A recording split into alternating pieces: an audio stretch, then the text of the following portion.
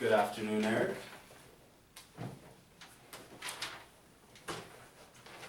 How's your day going? Okay, I guess. Okay, so just before we start, I just wanted to brief you on confidentiality within this therapeutic session. So anything you disclose to me is and will remain confidential between me and you, besides the circumstances in which I would have to breach confidentiality, and those would include if you may have been involved in physical or sexual abuse, if there's child abuse, if there's self-harm, or immediate harm to others. So these are certain circumstances that I would have to break that confidentiality and pass along the information shared in this session, and also if it's court mandated as well. So is that okay with you? Yep. This is just for your information only, if you like, and just to brief you on that. With all that being said, can you briefly explain what brings you here today? I've been referred here by a few of my professors in school. So this is school related, you would say?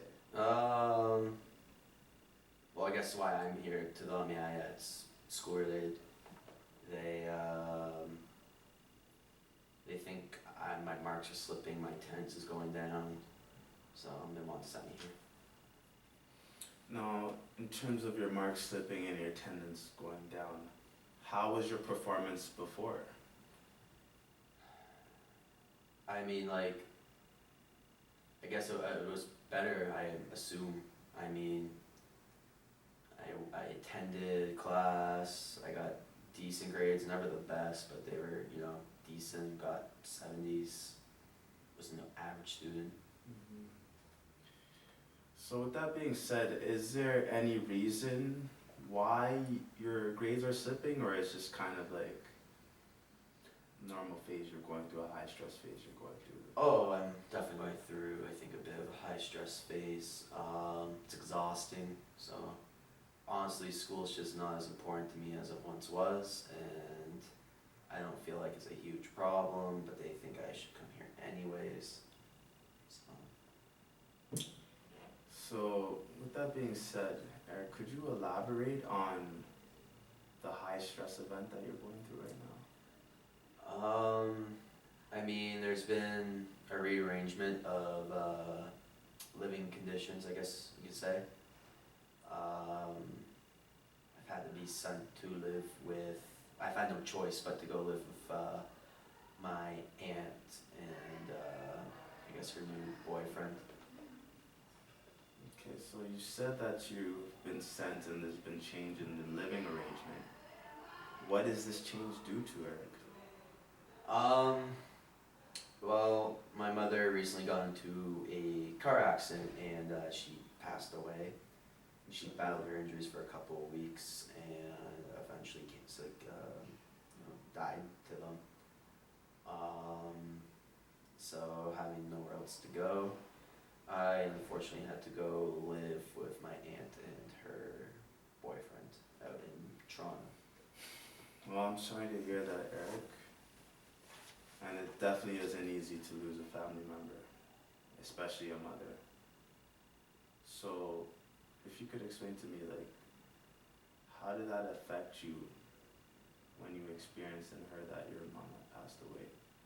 How is it resonating within you right now? I mean, just like anyone else would feel, it's terrible, it sucks, I lost my mother, I never had a father. Those in a couple of weeks she was in the hospital, I couldn't do anything but go see her, take care of her, and then I had to watch over my little sister as well. She's about 10 years younger than me, so she's very confused, upset, lonely, I guess you could say. So it's a shitty time right now. So have you spoken to anybody within the school in regards to what has transpired in your family setting with the loss of your mom? A few people know, but I haven't really talked to anybody about it. I self-disclosing to other people, opening up to other people. I keep it to myself.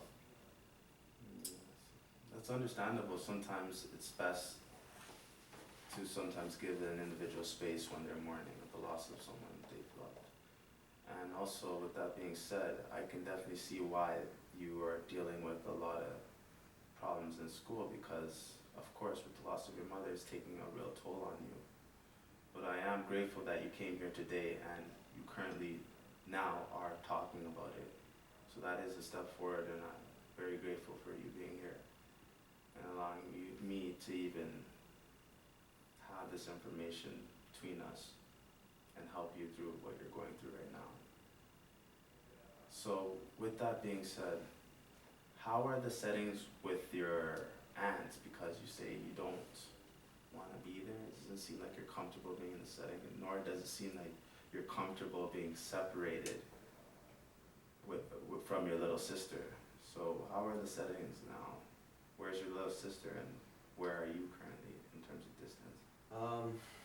She moved quite a bit of distance. I'm in Toronto now with the shitty aunt, you can say. And she's all the way up in like Thunder Bay area, you know, with she's with, you know, a good, you know, parental figures, I say, or guardian figures, sorry. But yeah, so that, yeah, that's all I can say. No, I can really sense the frustration when you're talking about this particular aunt. Is there anything going on within the household that's really bothering you? I mean, we've never gone along. I don't like her, she doesn't like me, she didn't like my mother. The only reason I'm there is because I'm currently at school in Toronto and I can't afford to leave my job and my schooling to go, you know, live up north with my aunt and uncle and sister, so I had to stay back. So I'm only there kind of because this is the only option I had. She didn't even want to take me in, it was just, I didn't want to go. My other aunt had kind of be a mediator between us. So. It's definitely a tough situation you're currently in right now. But you say that you're there for school, mainly. So there is that time, that period within the academic year where you do visit your other aunt that you like, that's currently with your sister, and you do get that communication again.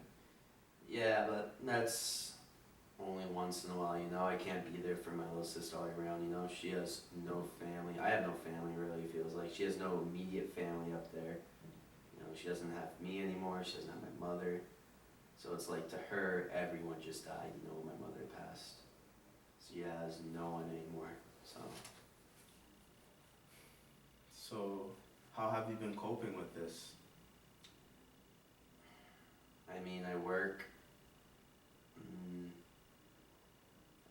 I might go out by myself to a bar, occasionally by myself.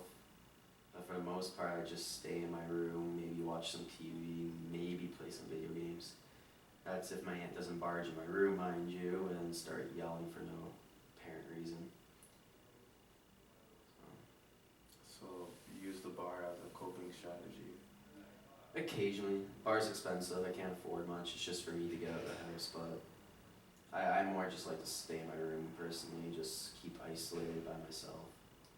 And just, yeah, hope my aunt does her own shit and stays out of mine. And how's this coping strategy working for you, this isolation? It's okay, you know. I'm alone with my thoughts, so, you know, being alone is not terribly bad. You know, people don't seem to mind, so I don't mind. So apart from the grades and the high stress situation, of course, with your mother, is there anything in particular the school has seen from you that led them to recommend you to come here today? I don't know, I don't talk to anyone anymore. I guess I used to be a little bit more outgoing, but it's just kind of like, you know, people get used to me not being around as much and talking as much. So, that'll be good. What do you mean people will get used to you not being around as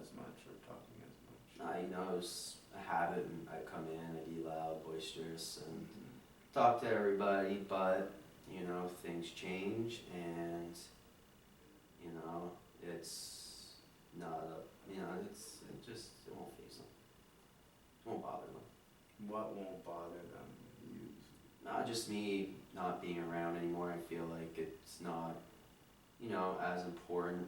You know, my little sister also get used to it as well, being all the way up north, or me not being around for her anymore. So, you know, my aunt doesn't care if I'm around or not, and I frankly don't give a rat's ass if she's around or not. So, she has a lot of alcohol, at least, so I do take a lot for alcohol, and I can at least escape for a little bit using that. so you've been abusing alcohol. Yeah, it's, I wouldn't really say abuse. I don't use it frequently, but when I do use it, I use large consumptions of it, just, So you binge drink?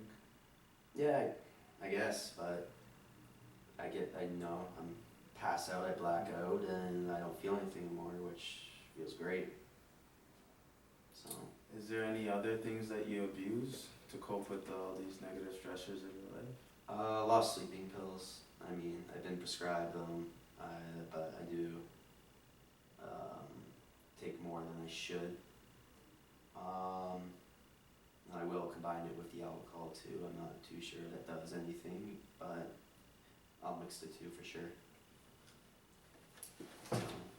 Now, Eric, there's a lot of concerning things you've brought up in the past couple of statements. I just wanted to know, like,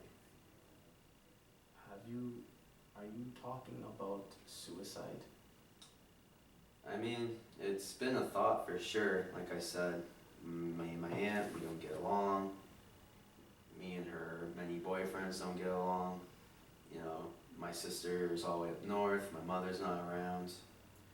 It's just, I don't see a point really in going on. So, and like I said, people get used to me not being around. I haven't been at school for a while.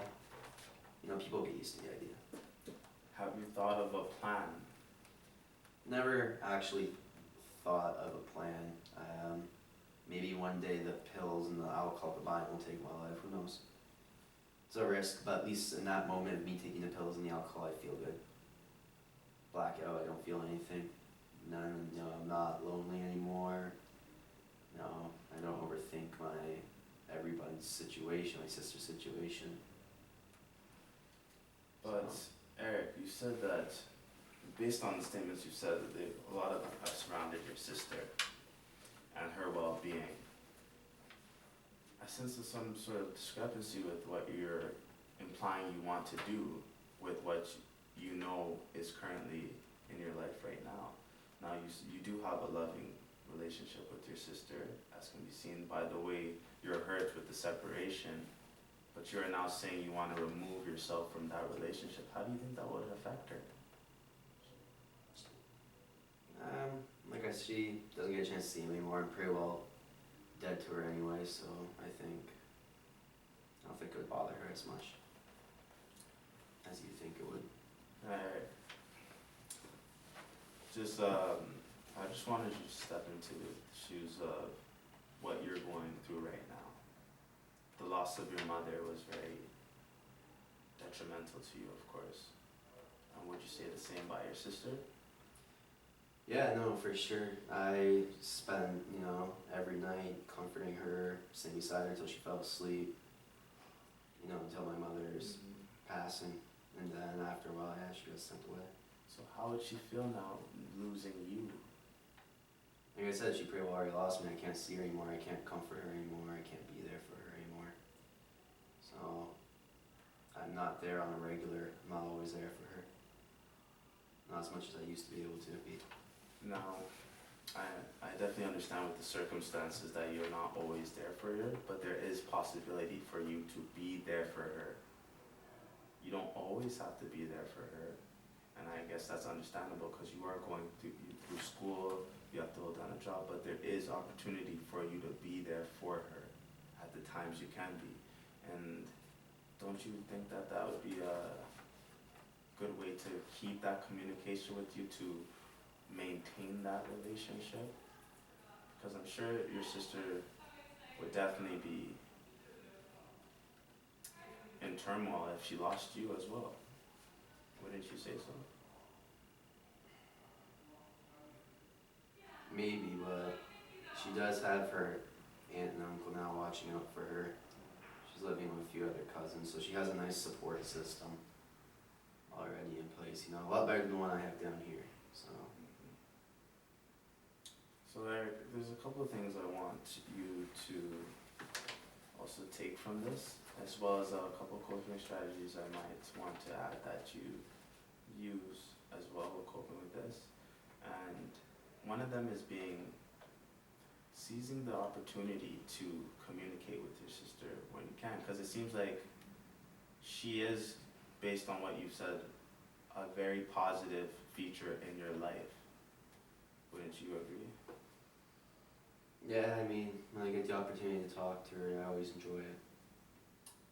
Yeah, so that would definitely be beneficial with the way you're feeling as well. I believe you said that you've lost your main support system, which was your mother. At this time, maybe it would be positive for the both of your lives if you be together through all this turmoil, through all this negativity and this high stress situation that you're both undergoing with the loss of your mother. Having each other will be beneficial. And in terms of your circumstance with your aunt, have you communicated that with your aunt? There's no point. There's no point. She hated my mother, she hates me, she hates my sister.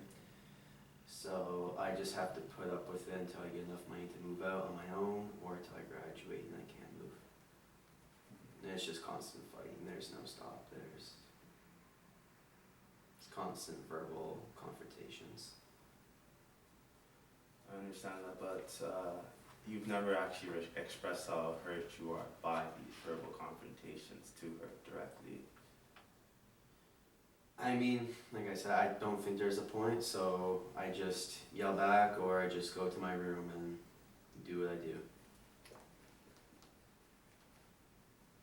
I think that also another take-home assignment you could take from this session too is to give it a try. Communicate the negative feelings you have towards fighting, because it doesn't seem like you want to fight your aunt.